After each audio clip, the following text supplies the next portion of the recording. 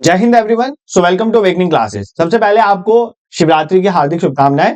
देखो आज हमारा टॉपिक ऑफ डिस्कशन रहेगा internet networking related near about 20 question. देखो ये वो क्वेश्चंस नहीं है जो बिल्कुल सिंपल से एग्जाम में आते हैं, ये ऐसे क्वेश्चंस हैं जो आपने नहीं देखे होते हैं बट ये एग्जाम्स के पीवाईक्यूज हैं, मतलब एग्जाम्स में आते हैं। तो ऐसे क्वेश्चंस को कई बार हम इग्नोर कर देते हैं बट ऐसे क्वेश्चंस को आपने पढ़ के जाना है क्योंकि एग्जाम में क्वेश्चन रेप्लिकेट होते हैं, ताकि अगर एग्जाम में क्वेश्चन आए आप कर लो। ये सारे क्वेश्चन एग्जाम्स में आए हुए हैं, these are all previous year question. All तो मैंने इंटरनेट नेटवर्किंग और बहुत सी चीजें पढ़ाई हुई हैं, आप कंप्यूटर की प्लेलिस्ट में जाके देख सकते हो, बट ये कुछ ऐसे क्वेश्चन है जो मुझे लगा मे भी आपको नहीं आते और इसको छोड़ के जाना बेवकूफी रहेगी। तो आज हम इन 20 क्वेश्चन को कवर करेंगे और आप भी ऐसे करना कि पहले खुद इनको ट्राई करना और at the end of the session आप मुझे कमेंट सेक्शन में अपना स्कोर बता सकते हो, ठीक है। और बाकी जो क्लासेस के लिए बोल रहे हो, पीछे 3-4 दिन से क्लासेस नहीं आ पाई, बट अब से क्लासेस में रेगुलरली लेने की कोशिश करूंगा। इसमें आपकी कंप्यूटर की क्लासेस चलेंगी, कंप्यूटर में 5-6 सेशन लूंगा जिसमें मैं आपको रिवाइज करवा दूंगा।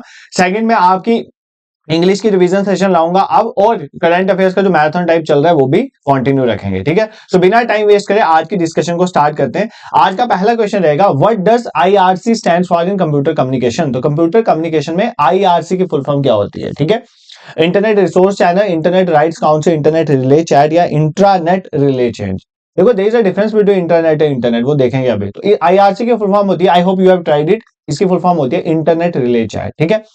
क्या है, कुछ नहीं है, एक टेक्स्ट बेस्ड चैटिंग सिस्टम है। जैसे आप चैट करते हो ना, मैसेजिंग वगैरह करते हो, मैसेंजर वगैरह, बस ये भी इसी तरह का टेक्स्ट बेस्ड चैटिंग सिस्टम है जो इंस्टेंट मैसेजिंग के लिए यूज किया जाता है। इसको स्पेशली डिजाइन किया गया है ग्रुप कम्युनिकेशन के लिए। अगर आप ग्रुप में चैटिंग कर रहे हो तो उसके लिए बेसिकली इसको स्पेशली डिजाइन। ऐसा नहीं है कि 1-to-1 कम्युनिकेशन नहीं हो सकती, 1-to-1 भी इसमें चैटिंग हो सकती है, बट ये स्पेशली डिजाइन किसके लिए किया गया था, ग्रुप कम्युनिकेशन के लिए। इसके लिए इतना याद रखना कि इंटरनेट रिले चैट एक तरह का टेक्स्ट बेस्ड चैट सिस्टम है, इंस्टेंट मैसेजिंग के लिए यूज किया जाता है। और कौन सा प्रोटोकॉल यूज किया जाता है, एप्लीकेशन लेयर प्रोटोकॉल इसमें यूज किया, ये रट लेना, एप्लीकेशन लेयर प्रोटोकॉल इसमें यूज किया जाता है। अगर आप मेरी नेटवर्किंग वाली वीडियो देख लोगे, मैंने कंप्यूटर वाली प्लेलिस्ट में डाली हुई नेटवर्क, वहां पे मैंने सारे प्रोटोकॉल को क्या क्या है वो आई थिंक मैंने एक्सप्लेन किया हुआ है, तो वहां से जाके आपको क्लियर हो जाएगा। तो ये चीज याद कर लें। तो आईआरसी का फॉर्म क्या है, इंटरनेट रिले चैट। पहला क्वेश्चन आपका क्लियर हो गया। नेक्स्ट क्वेश्चन देखो, the server on the internet is known as.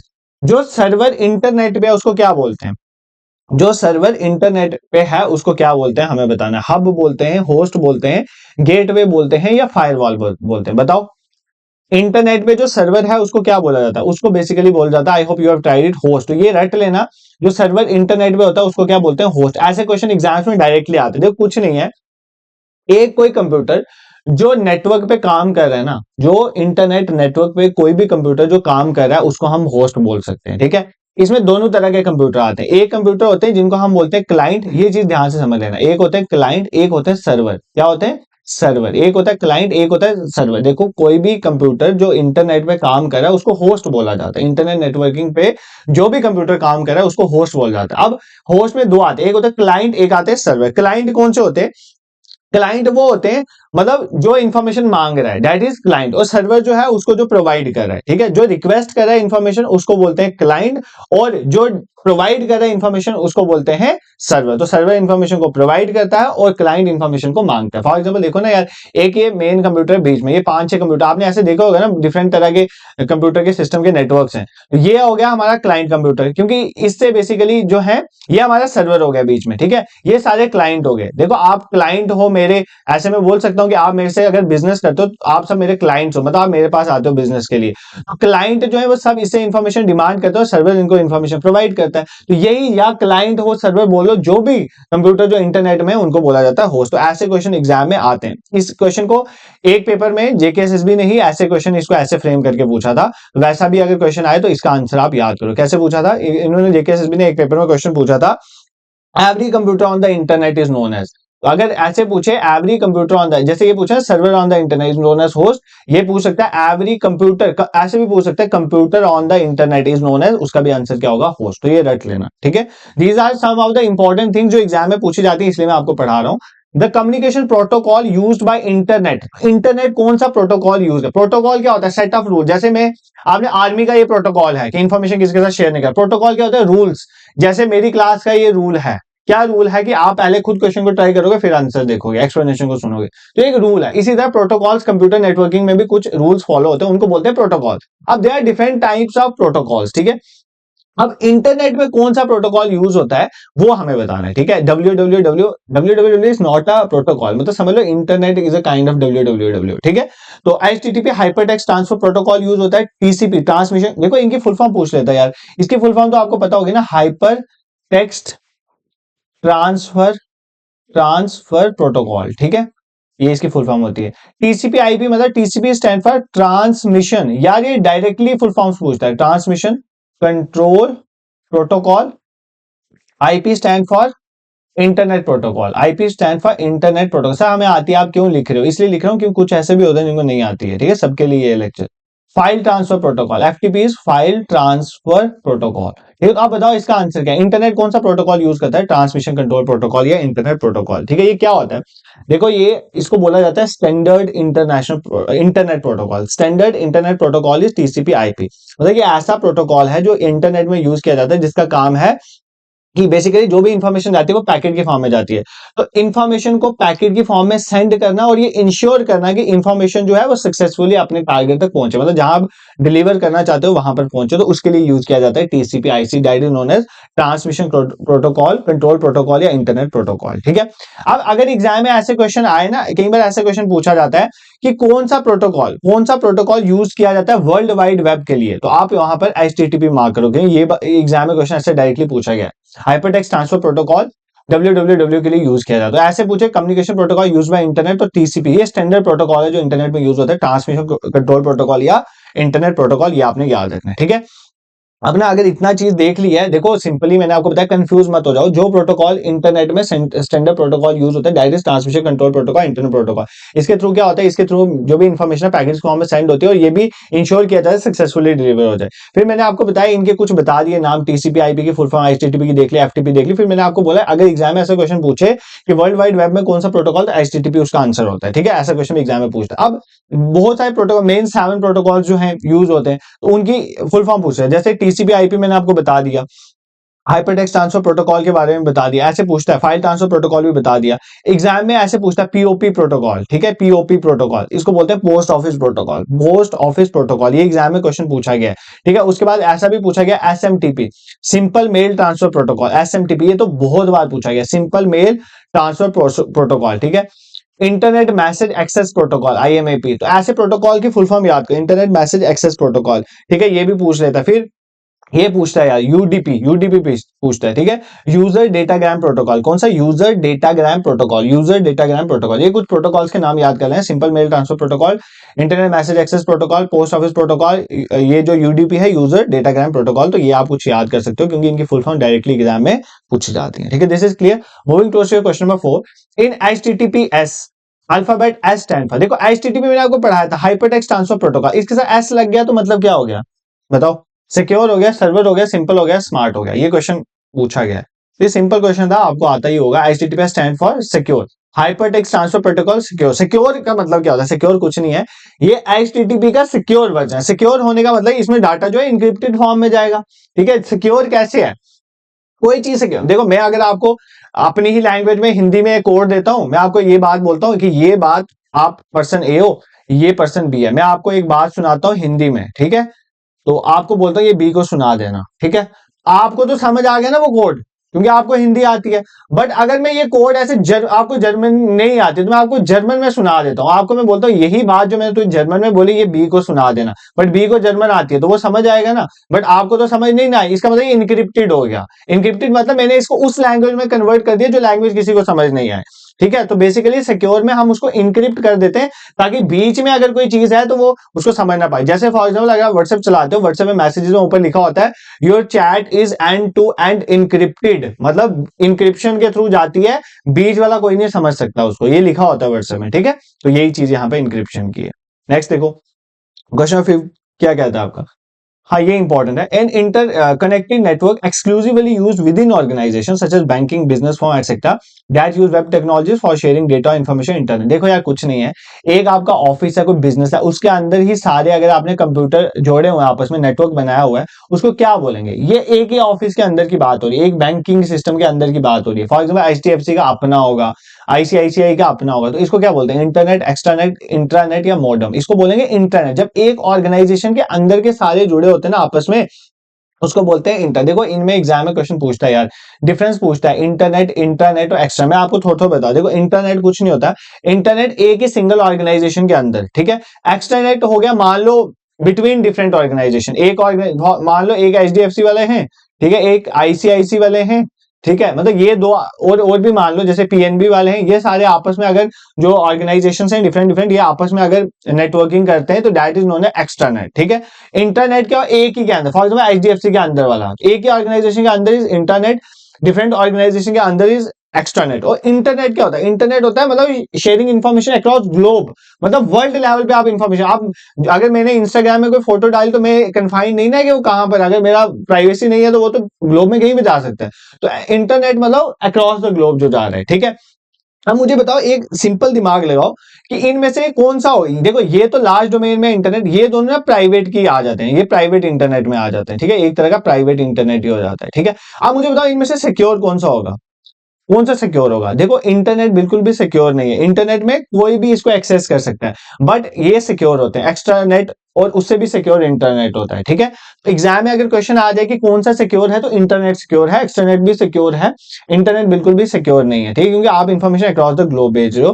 कौन सा प्राइवेटली समझ सकते हो तो इंटरनेट एक्स्ट्रा, बट इंटरनेट जो हमारा वो पब्लिक डोमेन में है, ग्लोबल लेवल पे, ठीक है। ये चीजें आपको याद रखनी। What is the full form ISDN, बताओ आईएसडीएन की फुल फॉर्म क्या है। देखो यार फुल फॉर्म से रिलेटेड क्वेश्चंस कब से आते आ रहे हैं, तो आपको पता होना चाहिए। आईएसडीएन स्टैंड्स फॉर क्या होता है, international services digital network, Indian services digital network, integrated services digital network, या इंटरनल सर्विसेज डिजिटल नेटवर्क, कुछ नहीं है, इंटीग्रेटेड, सभी सर्विसेज को इंटीग्रेट करके जो डिजिटल नेटवर्क बनाया जाता है that is known as integrated services digital network. मतलब क्या है इसमें इंटीग्रेट किया गया, मतलब फॉर एग्जाम्पल अगर आपको वॉइस भी भेजनी है, अगर वीडियो भी भेजनी है, डेटा भी भेजना है, या और भी कुछ भेजना है, तो इन सबको आप इंटीग्रेटेड करके इन सर्विसेज को एक ही नेटवर्क के थ्रू भेज रहे हो, that is known as integrated services digital network, ठीक है, इसको बोला जाता है।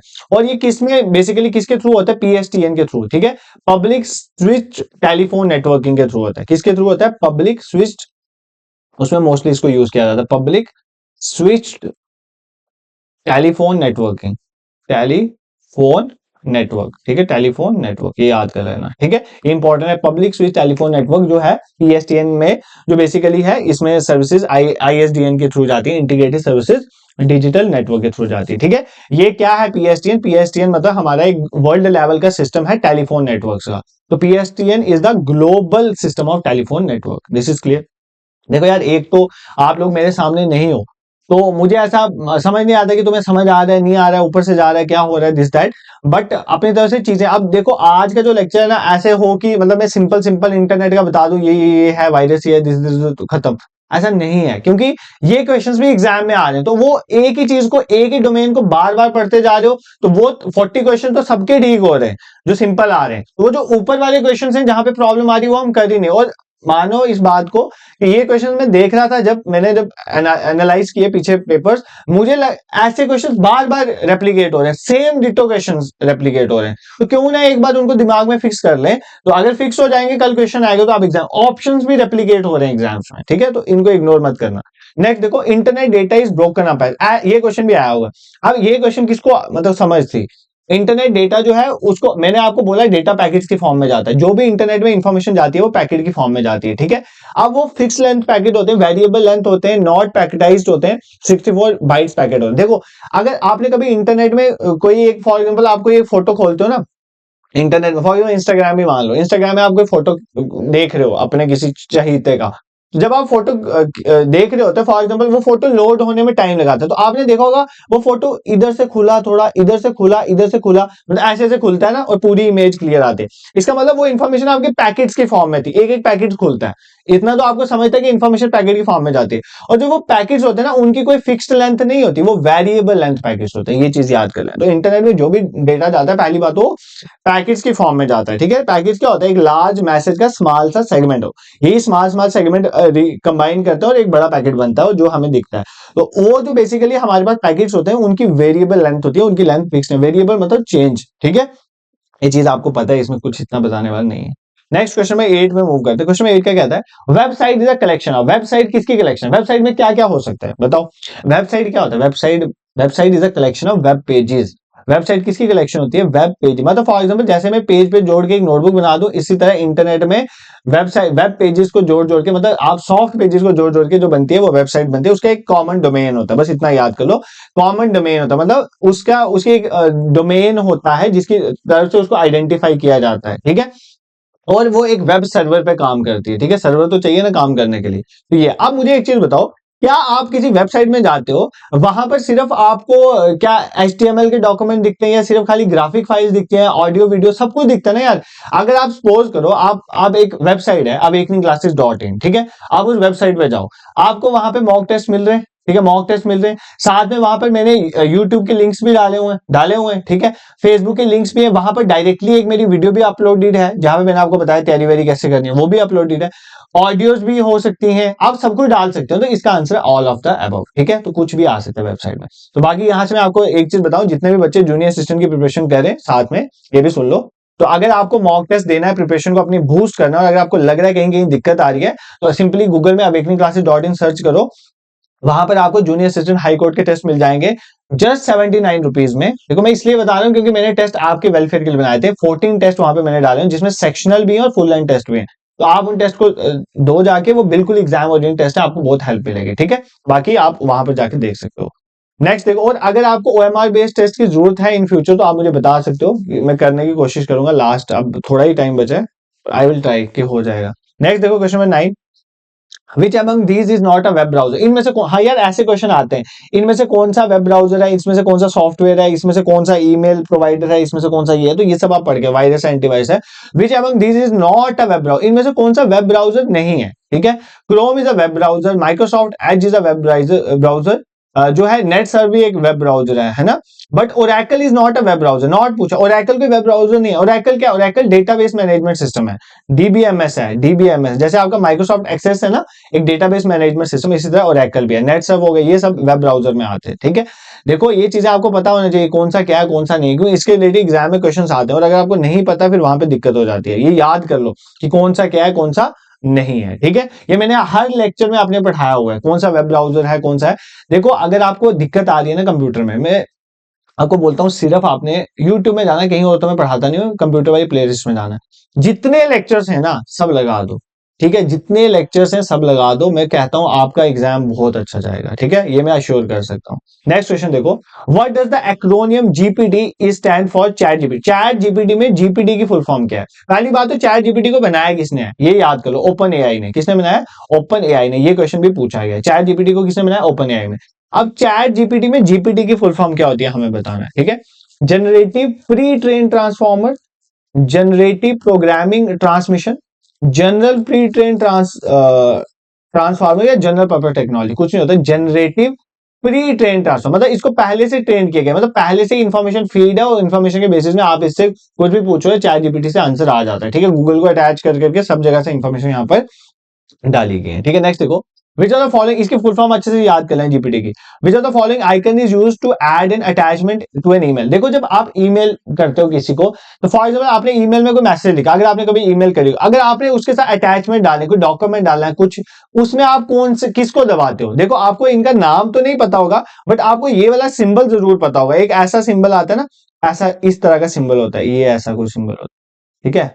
आई होप मैं ठीक बना रहा हूँ, ठीक है। ईमेल तो मैं बहुत करता हूँ। ये एक इस तरह का सिंबल होता है, इस तरह का सिंबल्स बना होता है, इसमें आप जाते हो तो यहां से अटैचमेंट ऐड हो जाती है। इसको क्या बोलते हैं बेसिकली, ये पूछा, इसको बोलते हैं पेपर क्लिप आइकन। एग्जाम में कई बार, जैसे पहले सीबीटी एग्जाम्स होते थे ना, और ओएमआर में मैंने देखा है शीट में ऐसे डायरेक्टली फिगर भी बना के बोल देते हैं ये क्या है, तो ये पेपर क्लिप आइकन होता है। इसकी हेल्प से हम एक अटैचमेंट ईमेल में ऐड कर सकते हो। ये क्वेश्चन भी आपने याद रखना। नेक्स्ट देखो, which of the following statement is incorrect. Incorrect बताना है with respect to writing email. जब हम ईमेल लिखते हैं तो उसमें इनकरेक्ट क्या है? We can leave BCC. BCC is blind carbon copy. इनकी भी फुल फॉर्म पूछता है, ब्लाइंड कार्बन कॉपी। हम ब्लाइंड कार्बन कॉपी, इस क्वेश्चन को पहले खुद ट्राई करना, पॉज करो, खुद ट्राई करो, आप एक्सप्लेनेशन सुनो। सेकंड इज कार्बन कॉपी, ठीक है। CC stand for carbon copy. देखो फॉर एग्जांपल ये बोल रहा है कि अगर आपको ईमेल भेज रहे हो तो हम बीसीसी फील्ड को खाली छोड़ सकते हैं, हम ब्लाइंड कार्बन कॉपी में कुछ भी नहीं डालें तो चलेगा। ये बिल्कुल करेक्ट है, आप कर सकते हो ऐसा। Blind carbon copy, for example मैंने 5 लोगों को मेल भेजी, बट ये 5 कौन से, A B C D E, अगर मैं ब्लाइंड कार्बन कॉपी करके भेजूंगा ना, ए को ये नहीं पता चलेगा कि और किस किस को गई है, बी को भी नहीं पता चलेगा और किस किस को गई है, ठीक है। और अगर मैं कार्बन कॉपी करके भेजूंगा तो ए को ये पता चल जाएगा मुझे तो आई है, बट इसको इसको इसको इसको भी गई है, ठीक है। ये याद करो, ये फर्क होता है। ब्लाइंड कार्बन, ब्लाइंड मतलब अंधा कर दिया, मतलब 5 लोगों को मैंने ईमेल भेजी, मैंने इसको अपनी जाएगी, इसको भी जाएगी, इसको भी जाएगी, इसको भी जाएगी, बट इसको नहीं पता चलेगा किस किस को गई है, किसी को भी नहीं पता चलेगा दूसरे किसको गई, डायरेक्ट ब्लाइंड कार्बन कॉपी। और कार्बन कॉपी में होता है कि अगर इसको गई है तो इसको इसको तो जाएगी, सबको ही जाएगी, बट इसको ये भी पता चल जाएगा कि मेरे साथ इन 4 लोगों को भी मेल गई है, ठीक है। अब ये देखो, we can not add more than 1 address in the 2 field. देखो जब हम मेल को भेजते हैं तो 2 फील्ड में डालते हैं कि किस किस को भेजनी है, फॉर एग्जांपल 10 बंदों को भेजनी है, तो ये बोल रहे हैं कि हम मोर देन 1 एड्रेस नहीं डाल सकते, आप कितने मर्जी एड्रेस डालो, जिस मर्जी को भेजो 2 फील्ड में। ये स्टेटमेंट गलत है और यही इसका करेक्ट आंसर था, ठीक है। यहाँ पे इन्होंने एक्सप्लेन किया, BCC field is similar to CC field, blind carbon copy की तरह, with the only difference being that the recipients are kept secret. Blind carbon copy में रिसिपिएंट सीक्रेट रहते हैं, उनको नहीं पता चलता कि किस किस को गई है, ठीक है। मैंने आपको समझा दिया। 20 क्वेश्चन है, कंसंट्रेशन से पढ़ो।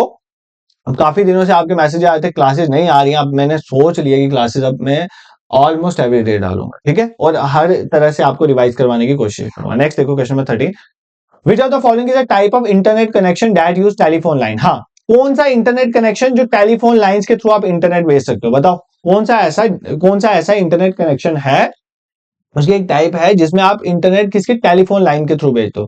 फाइबर ऑप्टिक, सैटेलाइट केबल से, डीएसएल। ये इंपॉर्टेंट क्वेश्चन है, उसको बोलते हैं डीएसएल।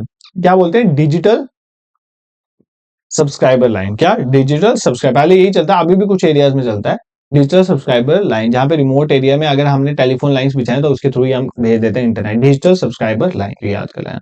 नेक्स्ट क्वेश्चन 14 देखो, cookie is created and sent by. Cookie कौन क्रिएट करता है और कौन भेजता है। देखो इसके रिलेटेड 2 क्वेश्चन एग्जाम में आते हैं, web browser, application server, web server, database server, ठीक है।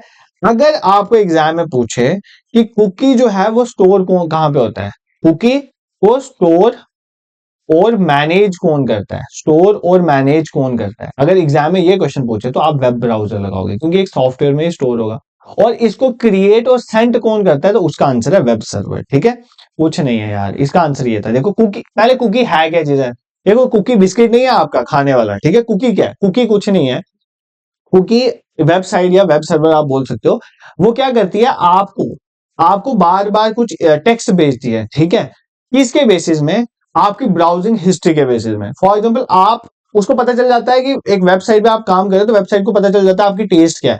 फॉर एग्जांपल आपने कभी एक शूज देखा होगा ना, कोई आपने सर्च किया यार मेरे को प्यूमा का शूज लेना है, तो मैंने एक बार प्यूमा शूज कर दिया, अब आप जो खोलोगे ना वहां पे आपको प्यूमा ही प्यूमा दिखेगा। क्यों, क्योंकि उसको पता चल गया कि आपकी ब्राउजिंग हिस्ट्री में आपकी पसंद ये है, वो आपको उसी के रिलेटेड चीजें जो है टेक्स्ट वेक्स्ट या फोटो वोटो भेजता रहता है, उसी को बोलते हैं कुकी। कुकी जो है उसको क्रिएट और सेंड करने का काम करता है सर्वर, बट ये स्टोर और मैनेज कहां पे होता है, वेब ब्राउजर में। ये डिफरेंस रख लेना कि ये क्वेश्चन भी पूछा गया इसलिए बता रहा हूं कि स्टोर एंड मैनेज हुआ, तो कुकी स्टोर या मैनेज वेब ब्राउजर में होती है, उसको क्रिएट और सेंड करने का काम कौन करता है, वेब सर्वर करता है। This is clear. Next question 15. Which of the following is an information space on the internet where documents and other resources are stored? एक इंफॉर्मेशन स्पेस इंटरनेट में जहां पर डॉक्यूमेंट भी स्टोर होते हैं और अदर रिसोर्सेज स्टोर होते हैं, तो उसको क्या बोलते हैं, world wide web, internet protocol, web browser या फाइल एक्सप्लोरर। कुछ नहीं है यार, इंफॉर्मेशन स्पेस इंटरनेट में। देखो अब मैं बता रहा हूं www, इसलिए मैं बोल रहा था इसका प्रोटोकॉल कौन सा होता है, हाइपर टेक्स्ट ट्रांसफर प्रोटोकॉल। अब आप इसको समझ आएगी। देखो इंटरनेट मतलब क्या हो गया, इंटरनेट हो गया एक ग्लोबल सिस्टम ऑफ नेटवर्क, उसको बोलते हैं इंटरनेट। जहां पर अगर हमें इंफॉर्मेशन भेजनी है हम ट्रांसमिशन कंट्रोल प्रोटोकॉल या इंटरनेट प्रोटोकॉल का यूज करते हैं। अब इंटरनेट वो जो स्पेस है, इंटरनेट इंफॉर्मेशन स्पेस जो इंटरनेट है, जहां उस इंटरनेट में जो डॉक्यूमेंट्स हैं या और रिसोर्सेज कहां पर स्टोर होते हैं, तो वर्ल्ड वाइड वेब में स्टोर होते हैं। और यही वर्ल्ड वाइड वेब जहां पे डॉक्यूमेंट या और रिसोर्सेज स्टोर होते हैं, इसका protocol that is hypertext transfer protocol, ठीक है। यहाँ पर टेक्स्ट की तभी बात हो रही है। तो अगर ऐसा क्वेश्चन आ जाए कि हमारे जो डॉक्यूमेंट है अदर रिसोर्सेज जो हैं वो इंटरनेट में जो स्टोर होते हैं वो कहां पर होते हैं, वर्ल्ड वाइड वेब में, ठीक है। नेक्स्ट क्वेश्चन में 16 क्या कहता है, a collection of publicly access, मतलब सबको एक्सेसिबल है, इंटरलिंक्ड वेब पेजेस। तो वेब पेजेस की कलेक्शन को क्या बोलते हैं, ये तो मैं ऑलरेडी बता चुका हूं। और इनका कॉमन डोमेन नेम होता है, इसको क्या बोलते हैं, website, application, software, hypertext, search engine. Search engine होता है जिसकी एक सर्च इंजन एक तरह की वेबसाइट ही समझ लो, search engine is a website which is use to find another website. जैसे गूगल एक वेबसाइट है जिसकी हेल्प से और बाकी सारी वेबसाइट, आप देखो आपने क्रोम खोला, क्रोम ध्यान से समझो या कंफ्यूज मत हो जाओ। गूगल को आपको अगर इंटरनेट में जाना है, आपको वेब ब्राउजर चाहिए, इतना समझ आता है। इंटरनेट में जाने के लिए ब्राउजर मतलब एक सॉफ्टवेयर चाहिए। फॉर एग्जाम्पल आपने इंटरनेट में जाना था, मेरे को क्या करना है, मेरे को अवेकनिंग क्लासेस में जाके टेस्ट लेना है, ठीक है, मेरे को मॉक टेस्ट परचेज करना है। मैं क्या करूंगा, मैं सबसे पहले अपने फोन में, किसी का ओपेरा मिनी होगा, किसी के गूगल क्रोम होगा, ब्राउजर खोलना है, तो मैंने गूगल क्रोम मेरे फोन में, मैंने उसको ओपन कर दिया, ठीक है। अब जैसे मैं गूगल क्रोम ओपन करूंगा, मेरे को सामने दिखेगा एक सर्च इंजन दिखेगा जिसको लिखा होगा ऊपर गूगल। गूगल एक सर्च इंजन है, क्यों? क्योंकि इस सर्च इंजन, गूगल एक तरह की वेबसाइट ही है, सर्च इंजन एक तरह की वेबसाइट ही होती है। इस वेबसाइट की हेल्प से मैं किसको, इसमें जाके मैं लिखूंगा, क्या लिखूंगा, awakeningclasses.in, क्या लिखूंगा, awakeningclasses.in। तो awakeningclasses.in क्या एक वेबसाइट है, इस गूगल एक सर्च इंजन की वजह से मेरे को इस वेबसाइट का पता चलेगा। मैं जब इसमें awakeningclasses.in लिखूंगा तो मैं इस वेबसाइट में पहुंच जाऊंगा, कौन सी, awakeningclasses.in में, फिर यहां पर जाके मैं अपना मॉक ले सकता हूं। तो मतलब मैंने ब्राउजर की हेल्प से मैं इंटरनेट में गया, फिर सर्च इंजन पे जाके मैंने क्या किया, दूसरी वेबसाइट को ढूंढा और फिर वहां पर जाके, और यही बेसिकली वेब पेजेस का लिंक जो होते हैं, जो जिनका एक कॉमन डोमेन होता है, इसको क्या बोलते हैं, वेबसाइट। ये सारे जो awakeningclasses.in ये सब वेबसाइट है। और सर्च इंजन क्या होता है, जिसकी हेल्प से आप डिफरेंट वेबसाइट तक पहुंच सकते हो। आई होप आपको चीजें समझ आ रही होंगी। Choose the correct HTML hypertext markup language tag ढूंढो लार्जेस्ट हेडिंग के लिए। देखो ये रटने वाली चीज है, देखो कुछ नहीं है, ये जो हेडिंग्स होती हैं H1 to H6 होती हैं, ठीक है। जब हम HTML में काम करते हैं, हाइपरटेक्स्ट मार्कअप लैंग्वेज में जो टैग्स होते हैं, उसमें कितने हमारे पास होते हैं, H1 से H6 तक हेडिंग्स के लेवल होते हैं। इसमें जो सबसे बड़ी हेडिंग होती है वो होती है H1, और सबसे छोटी जो हेडिंग होती है वो होती है H6। तो स्मॉलेस्ट H6 है और लार्जेस्ट क्या है, H1 है, बस इतना याद। तो इस क्वेश्चन का आंसर लार्जेस्ट पूछा था, तो H1 is the correct answer. Next question देखो, क्वेश्चन नंबर 18 क्या कहता है, Hotmail is a web based email service developed by. Hotmail एक वेब बेस्ड ईमेल सर्विस है, ईमेल सर्विस है। हॉटमेल को किसने बनाया, मोजिला ने बनाया, गूगल ने बनाया, माइक्रोसॉफ्ट ने बनाया, या नेटस्केप ने बनाया। तो मैंने आपको बोला ना, ये चीजें पूछता है कौन सी ईमेल सर्विस किसने बनाया। देखो कुछ नहीं है, हॉटमेल को बेसिकली बनाया है माइक्रोसॉफ्ट ने। किसने बनाया, माइक्रोसॉफ्ट ने। सर हमने तो सुना था आउटलुक को बनाया है। माइक्रोसॉफ्ट ने ईमेल सर्विस प्रोवाइडर जो है, दैट इज ईमेल सर्विस जो है वो आउटलुक प्रोवाइड करता है। भाई पहले यही थी हॉटमेल, इसी को बाद में आउटलुक कर दिया, ठीक है, इतना याद करो। तो आउटलुक जो है ईमेल सर्विस है, इसी को हॉटमेल बोलते थे पहले, और ये किसने बनाया है, माइक्रोसॉफ्ट। तो अगर आपको पूछे अभी माइक्रोसॉफ्ट सूट का क्या बात है, आउटलुक, और इसी का हॉटमेल, तो हॉटमेल अगर पूछे किसने बनाया तो माइक्रोसॉफ्ट ही इसका आंसर होगा, ठीक है। जैसे एग्जाम में पूछता है लोटस, तो लोटस भी एक तरह की ईमेल सिस्टम ही है, ठीक है। तो अब कंफ्यूज मत हो जाना, इसको बेसिकली IBM ने बनाया था, ठीक है। तो लोटस ऐसे एग्जाम में क्वेश्चन पूछता है, जैसे पूछ ले जीमेल गूगल का, ठीक है, जीमेल भी एक तरह का क्या है, जीमेल भी एक तरह का वेब मेल ही है। फिर याहू भी एक तरह का वेब मेल ही है, ठीक है। ये सब ईमेल सर्विस है, याहू भी एक तरह का वेब मेल है, ये आपको पता। AOL भी है, ये नाम याद कर लो, कुछ एग्जाम में पूछता है। एक outlook.com है, यही आउटलुक वाला outlook.com है, ठीक है। उसका मैक मेल भी है, क्या है, मैक मेल भी है। ये कुछ नाम याद करें, ये सारी ईमेल सर्विसेज में आ जाती है। नेक्स्ट क्वेश्चन देखो, क्वेश्चन नंबर 19 क्या कहता है आपका, which of the following email field is used to represent the sender's email ID, ठीक है।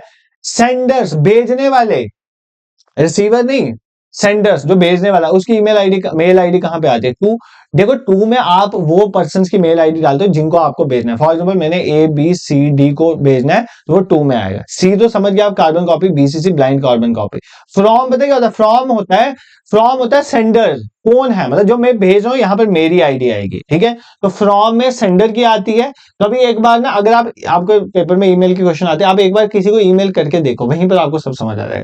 फ्रॉम में सेंडर्स की आईडी आती है, और टू में आप डालते हो जिसको आपको भेजना है। बाकी आपने ईमेल तो करी होगी। And the last question for today's lecture is, each NIC has a dash address which helps in uniquely identifying the computer on the network, ठीक है। हर एक NIC में एक एड्रेस होता है जिसकी हेल्प से आप कंप्यूटर को नेटवर्क में आइडेंटिफाई कर सकते हो। तो वो कौन सा एड्रेस होता है, MAC address, media access control, ठीक है, मैक मीडिया एक्सेस कंट्रोल, ठीक है। This is it for today. तो आज हमने क्वेश्चन 20 कवर करे। आप मुझे कमेंट सेक्शन में जरूर बताओगे कि आपका सेशन कैसा रहा आज का। बाकी अगर आपने अभी तक वीडियो देखी और अगर आपको ये इनिशिएटिव पसंद आए तो do support us bye subscribing YouTube channel. देखो हम फ्रीली यूट्यूब में पढ़ा रहे हैं आपको इतना अच्छे से, पढ़ाने की कोशिश कर रहे हैं, नो डाउट की कोशिश कर रहे हैं, बट पढ़ा पा रहे हैं नहीं वो मुझे नहीं पता। बट अगर आपको लग रहा है जेन्युइनली अच्छा है तो आप कमेंट सेक्शन में बता सकते हो, यूट्यूब चैनल को सब्सक्राइब कर सकते हैं। बाकी इंस्टाग्राम फेसबुक पे डेली करंट अफेयर्स शेयर होते हैं, आप उनको देख सकते हो। बाकी जो ऑलरेडी लेक्चर्स अपलोडेड है आप उनको भी कवर करो, और जो जो आपकी डिमांड्स है आप मुझे कमेंट्स में बताओ। आई विल ट्राई कि अब आपकी क्लासेस भी रेगुलरली रहेंगी। बाकी आप awakeningclasses.in में जाके आप टेस्ट जरूर ले लेना, क्योंकि वहां से आपको बहुत बेनिफिट मिलेगा एग्जाम में। This is for today, thank you so much for watching.